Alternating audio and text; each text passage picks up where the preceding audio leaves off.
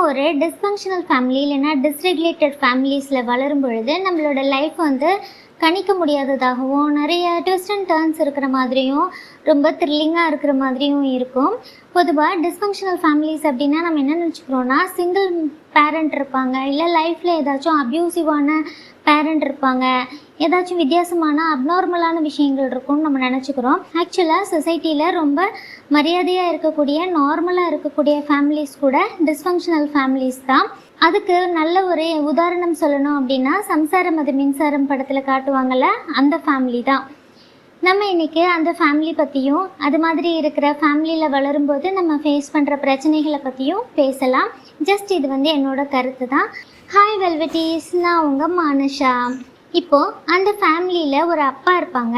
அந்த அப்பா வந்து குழந்தைங்க யாரையுமே வந்து ஒரு மரியாதையாவோ அவங்களுக்குன்னு தனித்துவம் இருக்கும் இல்லையா, அதை மதிச்சோ ஒவ்வொரு மனுஷங்களையும் தனித்தனியாக ஒவ்வொரு குழந்தையையும் தனித்தனி இண்டிவிஜுவலாக அவர் வந்து பிரித்தே பார்க்க மாட்டார். அதுலேயும் அவர் வந்து அந்த கடைசி குழந்தைய அவர் செஞ்ச தப்பு அப்படின்னு சொல்லி இன்ட்ரடியூஸ் பண்ணுவார். ஒவ்வொரு மனுஷனும் அவனோட லைஃப்பில் அவன்தான் ஹீரோ.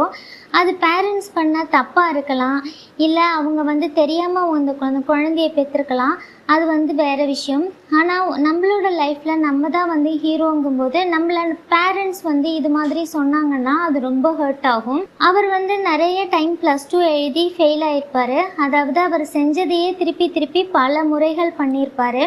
நீங்கள் ஒரு டிஸ்ரெகுலேட்டட் ஃபேமிலியில் வளர்ந்துருந்தீங்கன்னா இது மாதிரி தான் நடக்கும். நம்ம செஞ்ச விஷயங்களையே திருப்பி திருப்பி செய்கிற மாதிரியும் நம்ம ஒரு லூப்புக்குள்ளே மாட்டி இருக்கிற மாதிரியும் இருக்கும். நம்ம எதுக்கு பண்ணுறோம் ஏன் பண்ணுறோன்னே தெரியாமல் சில நேரங்களில் ரிப்பீட்டடாக அதுக்குள்ளேயே மாட்டிக்கிட்டு இருப்போம். அப்புறம் நம்மக்கிட்ட வந்து நம்மளை ஒரு மரியாதையாக யாருமே பேச மாட்டாங்க. நம்மளோட பேரண்ட்ஸ் ரிலேட்டிவ் யாருமே மரியாதை இல்லாமல் பேசுகிறதும் ஒரு கடுமையான வார்த்தைகளால் நம்மளை கிரிட்டிசைஸ் பண்ணுறதும் டிஸ்ஃபங்க்ஷனல் ஃபேமிலியில் நார்மல் அப்படிங்கிற மாதிரி இருக்கும். அதனால தான் சில பெண்கள் வந்து கல்யாணமாகி போய் அங்கே ஹஸ்பண்ட் அப்யூஸ் பண்ணுறாங்கங்கிறதே தெரியாமலே அவங்க ரொம்ப வருஷமாக இருப்பாங்க. அதாவது அடித்தா இதுதான் போல் இருக்குது. ஏன்னா நம்ம ஃபேமிலியில் உள்ளவங்க தான் நம்மளை அப்யூஸ் பண்ணுவாங்க.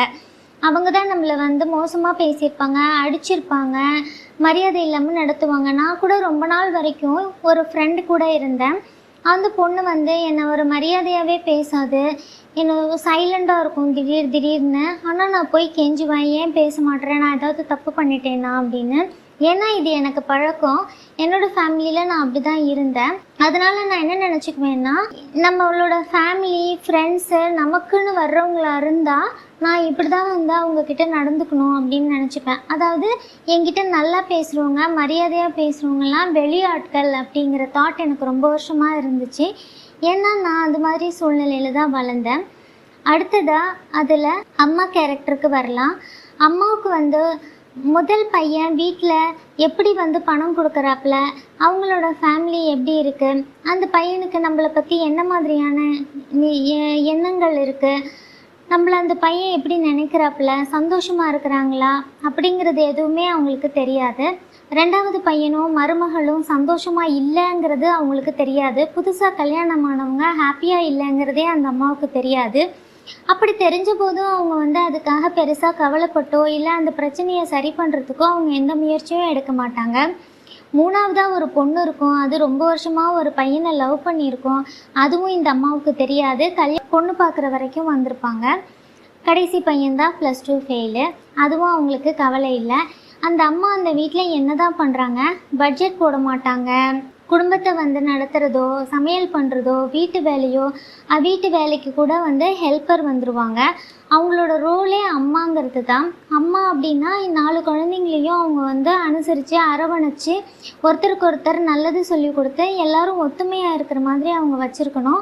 அதே மாதிரி குழந்தைக்கும் அப்பாவுக்கும் இடையில நல்ல பாண்டிங் இருக்கிற மாதிரி அவங்க வந்து வளர்க்கணும். அதுதான் ஒரு அம்மாவோட கடமை. ஆனால் அவங்க எதை பற்றியுமே கவலைப்பட மாட்டாங்க, எதை பற்றியுமே இது பண்ண மாட்டாங்க. அவங்களுக்கு ஏதாவது பிரச்சனைனா அழுவாங்க. பட் அவங்கள மாதிரி பெண்கள் நம்ம கூட நிறைய பேர் இருக்காங்க. அவங்க ஃப்ரெண்ட்ஸ்லேயே நிறைய பேர் பார்த்துருப்பீங்க. படிச்சிருக்காங்க படிக்கலை அப்படிங்கிறதுலாம் கிடையாது, ரிச் புவர் அப்படிங்கிறதும் கிடையாது. அவங்களுக்கு பார்த்திங்கன்னா சந்தோஷம்னா என்னன்னே தெரியாது, திருப்தினா என்னன்னே தெரியாது. அவங்களுக்கு நீங்கள் நல்ல சாப்பாடு வாங்கி கொடுத்தாலும் சந்தோஷப்பட மாட்டாங்க. நல்ல நல்ல துணிமணிகள் எது வாங்கி கொடுத்தாலும் உங்களுக்கு ஹாப்பியாகவே இருக்காது. ஒரு பெரிய கோயில், மலை, இயற்கையான இடம் அங்கே அழைச்சிட்டு போனாலும் அவங்க சந்தோஷமாக இருக்க மாட்டாங்க. ஏன்னா அவங்களுக்கு சந்தோஷம்னா என்னன்னே தெரியாது. ஆனால் பிரச்சனைனா என்னன்னு தெரியும், அழறதுனா என்னன்னு தெரியும். அப்போ எப்படி ரியாக்ட் பண்ணணும்னு அவங்களுக்கு நல்லா தெரியும். அந்த மாதிரி பெண்கள் நம்ம கூட நிறைய பேர் இருக்காங்க. அவங்களுக்கு செல்ஃப் ரெஸ்பெக்ட் இருக்காது, பவுண்ட்ரி இருக்காது, ப்ரைவசி இருக்காது. அவங்களுக்குன்னு தனிப்பட்ட முறையில் ஒரு விருப்பு வெறுப்பு, அவங்களுக்குன்னு ஒரு ஒரு விதமான ஒரு இது எதுவுமே இருக்காது. ஆக்சுவலி அந்த படத்தில் அந்த கோதாவரிங்கிற கேரக்டரை அவங்க பெருசாக எதுவும் சொல்லலை அப்படின்னாலும் அவ்வளோ ப்ராப்ளமுக்கும் ஒரு குழப்பத்துக்கும் பேஸே வந்து அந்த அம்மா தான். ஏன்னா இந்த மாதிரி ரெஸ்பான்சிபிலிட்டி இல்லாத அம்மாக்களால் இந்த மாதிரி குழப்பமான சூழ்நிலையில் மட்டும்தான் சர்வைவ் பண்ண முடியும். ப்ராப்ளம் எல்லாம் தீர்ந்து போயிடுச்சுன்னா கவனம் அந்த அம்மா கிட்ட வரும்போது அவங்க மாட்டிப்பாங்க. அவங்க ஏன்னா அவங்களுக்கு பொறுப்பு எடுத்துக்கணும், அவங்க வந்து பொறுப்பாக இருக்கணும், ஏதாவது பேசணும், ஏதாவது ரியாக்ட் பண்ணணும். அதுலேருந்து கவனத்தை திசை திருப்புறதுக்காக எப்போதுமே அந்த வீட்டில் ஒரு பிரச்சனையை தான் வச்சுருப்பாங்க. பட் அந்த படத்தில் அப்படி காட்டலை, நிஜ லைஃப்பில் அப்படி தான் இருப்பாங்க. நீங்கள் நல்லா கவனித்து பார்த்தீங்கன்னா நம்ம கூட இது மாதிரி நிறைய பேர் இருப்பாங்க. அவங்களுக்கு எந்த விதமான எமோஷன்ஸும் இருக்காது, யார் கூடயும் அவங்களால பேச முடியாது, பழக முடியாது. ஆனாலும் சில நேரங்களில் தவிர்க்க முடியாமல் அவங்க நம்மளோட ஃப்ரெண்டாவோ ரிலேட்டிவாவோ ஏதோ ஒரு வகையில் நம்ம அவங்க கூட இருக்கிற மாதிரி இருக்கும். அப்படி இருக்கும்போது சில சமயம் நமக்கு என்னென்னு தெரியாமல் அவங்கக்கிட்ட போய் நம்ம ப்ளீஸ் பண்ணிகிட்டே இருப்போம். ஏன் நீ டல்லாக இருக்க, ஏன் நீ சந்தோஷமாக இல்லை, உனக்கு ஏதாவது பிரச்சனையா, நான் ஏதாவது தப்பு பண்ணிட்டேனா அப்படின்னு நம்ம கேட்டுகிட்டே இருப்போம். அது மாதிரி ஒரு வகையான பெண்கள் இருக்காங்க. அந்த பெண்கள்கிட்ட நம்ம வந்து மகளாவோ இல்லை நம்ம ஹஸ்பண்டாவோ இருந்தோம் அப்படின்னா, நேரடியாக அவங்க கூட இருக்கக்கூடிய ரிலேஷன்ஷிப்பில் நம்ம இருந்தோம் அப்படின்னா நமக்கு நிறைய உளவியல் சிக்கல்கள் உருவாகும். அந்த படத்துலையே பார்த்தீங்க அப்படின்னா சம்சாரம் அது மின்சாரம்னு பேர் வச்சுருந்தாலும் அவர் பாட்டெல்லாம் கோதாவரின்னு பாட மாட்டார், கண்ணம்மா கண்ணம்மான்னு கண்ணம்மா பார்த்து தான் பாடுவார். ஏன் அப்படின்னா கண்ணம்மாவுக்கு தான் அவர் எவ்வளோ கஷ்டப்படுறாரு, எவ்வளோ உளைச்சலில் இருக்கார், பையன் வந்து நம்மளை இந்த மாதிரி பேசிட்டாங்கிறது, இந்த வயசான காலத்தில் நம்ம இப்படி இருக்க வேண்டியிருக்கேங்கிறதெல்லாம் அந்த கண்ணம்மாவுக்கு தான் புரியுது. ஸோ அவர் சாங் கூட வந்து கண்ணம்மான் தான் பாடியிருப்பார். அந்த எமோஷன்ஸை புரிஞ்சிக்கக்கூடிய தன்மை கூட கோதாவரிக்கு கிடையாது. அதை கேட்ட ஆறுதல் சொல்கிற விஷயமும் அவங்களுக்கு கிடையாது. அதே மாதிரி ஒருத்தங்க சொல்கிற பிரச்சனைகளை லிசன் பண்ணுறதுக்கோ இல்லை அவங்க ஒருத்தங்கன்னா அவங்க வெளியாட்கள் பேசுகிறதெல்லாம் கேட்பாங்க, குடும்பத்தில் இருக்கிறத அவங்க லிசன் பண்ணவே மாட்டாங்க. இந்த மாதிரி கோதாவரி மாதிரியான பெண்கள் நீங்கள் அவங்கக்கிட்ட பேசிகிட்டு இருக்கும்போதே பார்த்தீங்கன்னா வீடு முழுக்க போவாங்க, அங்கே போவாங்க, இங்கே போவாங்க. நம்ம அவங்க பின்னாடியே போய் நமக்கு தேவையான விஷயங்களை சொல்கிற மாதிரி இருக்கும். அதையும் அவங்க கடைசியாக ஒன்றும் செய்யவும் மாட்டாங்க. நமக்கு இது புரியவே புரியாது. ஏன்னா இவங்களால் அடுத்தவங்களோட எமோஷன்ஸை புரிஞ்சிக்க முடியாது. இந்த மாதிரி பெண்களை நம்பி நம்மளோட கல்யாண விஷயம் இல்லை நம்ம முக்கியமான விஷயங்கள், வாழ்க்கையில் முக்கியமான முடிவுகள் எடுக்கிறதுக்கு நம்ம கொடுக்கவே கூடாது. ஆனால் இந்த மாதிரி பெண்கள் தான் நம்ம சொசைட்டியில் அதிகமாக உருவாக்குறோம். என்னோடய ரிலேட்டிவ்ஸில் பார்த்தீங்கன்னா என்னோடய அத்தை, சித்தி, அந்த அத்தையோட பொண்ணுங்க, பெரியம்மாவோட பொண்ணுங்க யாரையுமே என்னால் வந்து தனியாக இவங்க தான் இந்த பெண்ணுக்கு இதுதான் வந்து குணம் அப்படின்னு என்னால் தனித்துவப்படுத்தவே முடியாது. எல்லாருமே வந்து ஒரே மோல்டில் செஞ்சு எடுத்து வச்ச ஒரு பொம்மை மாதிரி தான் இருப்பாங்களே தவிர இவங்களுக்கும் அம்மா மாதிரியே அந்த 2 பொண்ணுங்களும் இருக்கும், அவங்க மாதிரியே அவங்களோட 2 பொண்ணுங்களும் இருக்குமே தவிர எதுவுமே வந்து அவங்கள்ட்ட நம்மளால் வித்தியாசப்படுத்தவே முடியாது. பேர் தான் வேறு வேறு இருக்குமே தவிர குணம் வந்து அப்படியே ஒன்றா தான் இருக்கும். இதைத்தான் நம்மளோட இந்தியன் சொசைட்டி வந்து எதிர்பார்க்குது. இந்த மாதிரி பெண்களை தான் வந்துட்டு உருவாக்கணும்னு அது ஆசைப்படுது. இதுதான் மறைமுகமாக நம்ம வீடுகளில் நடக்கிறது. இது மாதிரி செல்ஃப் ரெஸ்பெக்ட் இல்லாமல் சுய விருப்பு வெறுப்பு இல்லாமல் யாரை கல்யாணம் பண்ணி கொடுத்தாலும் அவங்க வீட்டில் போய் யாராக இருந்தாலுமே அவன் சுரேஷ்க்கு பதிலாக தினேஷ்க்கு பதிலாக ரமேஷ் அப்படின்னாலும் அந்த பொண்ணை வந்து யார் தாலி கட்டினாங்களோ அவங்க கூட அந்த பொண்ணு வாழ்கிற மாதிரி தான் பழக்கப்படுத்தியிருப்பாங்க. கோதாவரி மாதிரியான பொண்ணுங்களை தான் நம்ம வந்து உருவாக்குறதுக்கு முயற்சி பண்ணுறோம். அதுலேருந்து விலகும் பொழுது நமக்கு பயங்கரமாக அடி உழுவுது. ஏகப்பட்ட இடங்கள்லேருந்து எதிர்பாராத திசைகள்லேருந்து நமக்கு வந்து பிரச்சனைகள் வருது. இந்த மாதிரி டிஸ்ஃபங்க்ஷனல் ஃபேமிலிஸில் ஒரு சில பொண்ணுங்க படிச்சிருக்காங்க அப்படின்னா சுய அறிவோடு அவங்களோட விருப்பங்களை சொல்ல முற்படும் பொழுது இல்லை கல்யாண வாழ்க்கையில் பிரச்சனை இருக்குங்கிறத வந்து பேரண்ட்ஸ் கிட்ட சொல்லும் பொழுது இந்த டிஸ்ஃபங்க்ஷனல் ஃபேமிலிஸ் மாதிரியே நிறைய டிஸ்ஃபங்க்ஷனல் ஃபேமிலிஸ் வந்து ரிலேட்டிவ்ஸில் இருப்பாங்க.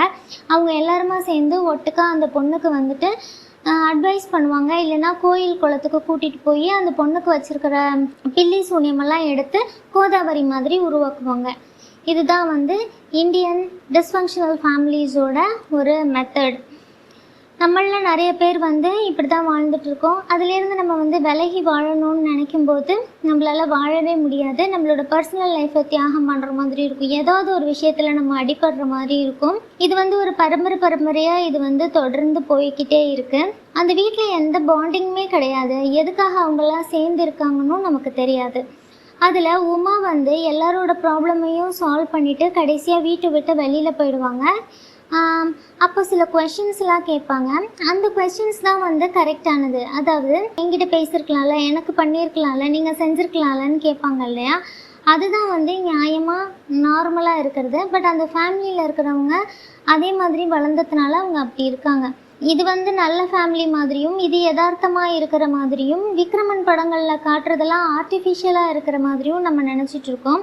ஒரு நல்ல ஃபேமிலினா ஓரளவுக்கு விக்ரமன் படத்தில் காட்டுற மாதிரி தான் இருப்பாங்க. ஒருத்தருக்கு ஒருத்தர் மனசு நோகாமல் பேசிப்பாங்க, இனிமையாக பேசிப்பாங்க, மரியாதையாக நடந்துப்பாங்க, ஒருத்தருக்கு ஒருத்தர் ப்ரைவசி கொடுத்துப்பாங்க. ஒரு குடும்பம்னா ஹஸ்பண்ட் ஒய்ஃப் தனியாக இருப்பாங்க. ஒவ்வொரு குழந்தைக்கும் தனித்தனியாக வாழ்க்கை இருக்குங்கிறத மதிப்பாங்க. அதுதான் வந்து நல்ல ஃபேமிலி. இது மாதிரி இருக்கிற ஃபேமிலிஸ் நல்ல ஃபேமிலி கிடையாது. நம்மளை வந்து இந்த மாதிரி டிஸ்ஃபங்க்ஷனல் ஃபேமிலிஸில் தான் வளர்க்குறாங்க. மறுபடியும் அதே ஃபேமிலியில் தான் உள்ளே கொண்டுட்டு போய் தள்ளி விடுறாங்க. நம்ம அதில் தான் வந்து திருப்பியும் நம்ம அதே மாதிரி ஒரு டிஸ்ஃபங்க்ஷனல் ஃபேமிலியை தான் உருவாக்குறோமே தவிர நம்ம படிப்போ நம்மளோட நாலேஜோ எதுவுமே எங்கேயுமே வந்து யூஸ் ஆகிறதே கிடையாது. இதில் அந்த பாரதிங்கிற பையனுக்கு வந்து இயல்பான ஆசை இருக்குது. அவனுக்கு ஒரு பப்பி லவ் வருது. அவனோட உணர்வுகள் எங்கேயுமே வந்து மதிக்கப்படுறதே கிடையாது. நிறைய இடங்களில் அது அவமானப்படுத்தப்படுது. இது மாதிரி வளர்கிற குழந்தைங்க தான் சைல்ட்ஹுட் ட்ராமாவால் பாதிக்கப்படுவாங்க. அவங்கள சரி பண்ணிக்கலைன்னா அவங்களோட குழந்தையும் அது மாதிரியே பாதிக்கப்படும். இந்த படத்தை பார்க்கும்போதெல்லாம் எனக்கு இந்த மாதிரி தான் தோணும். அதனால நான் ஜஸ்ட் என்னோடய கருத்தை தான் சொன்னேன்.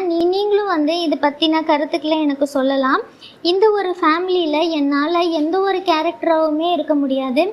ஈவன் அந்த உமாவோட பிறந்த குழந்தையாக கூட என்னால் அந்த ஃபேமிலியில் நினச்சே பார்க்க முடியல. ஆனால் நிஜ லைஃப்பில் நம்ம இந்த மாதிரி ஃபேமிலிஸில் தான் வாழ்ந்துட்டுருக்கோம். அதை நம்ம சரி பண்ணணும்னு நினச்சாலும் சுற்றி இருக்கிறவங்க நம்மளை வந்து சரி பண்ணிக்க விடுறது கிடையாது. மீண்டும் வேறு ஒரு வீடியோவில் மீட் பண்ணலாம். நன்றி, வணக்கம். அன்புடன் மானஷா.